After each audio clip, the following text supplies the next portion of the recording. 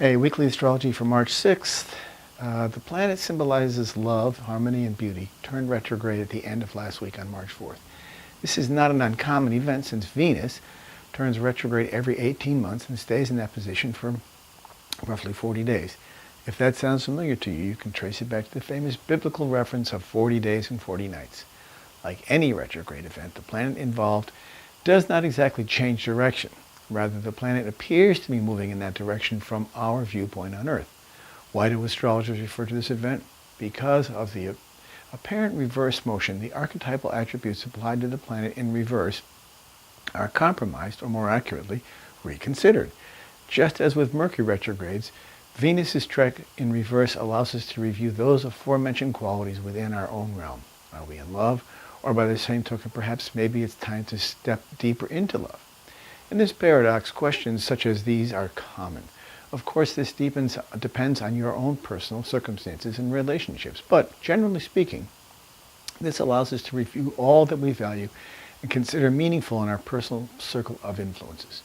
Should we regard this opportunity as a time to take stock of the directions and choices we are making? Absolutely. What is unique about this particular retrograde is that during this cycle and before and after, Venus will spend close to 4 months in Aries. This is marked by its first entry into the realm of the fiery leader on February 4th until its ingress into Taurus on June the 6th. Except for a brief period when the planet swings back into Pisces prior to stationing direct, Venus will remain in Aries until early June. This may be seen as a boon for Aries and other fire signs or those with Aries ascendant.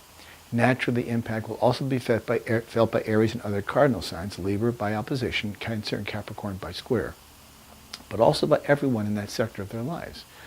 We all have an Aries part of our lives, and that is where the action will likely take place. The Aries section of your life is determined by the orientation of your birth chart, which is signified by the time of birth and thus identifies the sign of the ascendant. The ascendant or rising sign is an equally important position in everyone's personal horoscope profile and should be learned and understood as thoroughly as the sun sign of the individual. Very important to follow both of those. I always encourage you to do that each week. Listen each week to Turning the Wheel podcast on iTunes. Great guests, interesting topics, information you can use.